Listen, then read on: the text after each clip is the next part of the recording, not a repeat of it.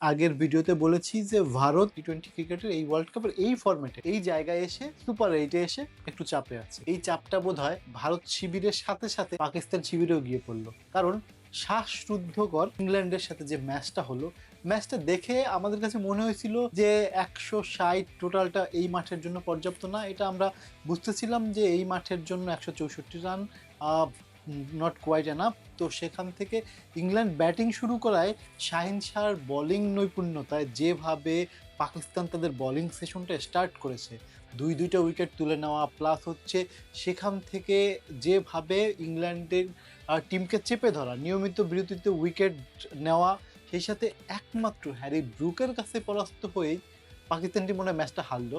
এবং Harry Brook শতক run পূর্ণ করে এবং শেষ মুহূর্তে যে নাটকীয়তার মধ্য দিয়ে পাকিস্তান ম্যাচটা হেরে গেল। পাকিস্তান ম্যাচটা হারাতে কি হলো, পাকিস্তান ম্যাচটা হারাতে এখন গিয়ে যে ইকুয়েশনটা দাঁড়ালো, পাকিস্তানের ক্ষেত্রেও ওই সেম ইকুয়েশন যেটা আমরা ভারতের ক্ষেত্রে বলেছিলাম, যে লাস্ট দুইটা ম্যাচ তাদের এখন অনাবদ্ধ সেমিফাইনাল হয়ে দাঁড়িয়েছে। তারা এখন নকআউটের দ্বার প্রান্তে, কারণ এই দুইটা ম্যাচের একটা ম্যাচও মিস করার মতো অপশন নেই। হ্যাঁ, একটা ম্যাচ মিস করলে, মানে একটা ম্যাচ হারলে বা একটা ম্যাচ ড্র করলে, বা এই যে জায়গাটা পাকিস্তানের জন্য জটিলতাটা আরও বেশি, কারণ হচ্ছে পাকিস্তানের নিউজিল্যান্ডের সাথে যে ম্যাচটা ছিল সেই ম্যাচটা ভেস্তে গেছে বৃষ্টির কারণে।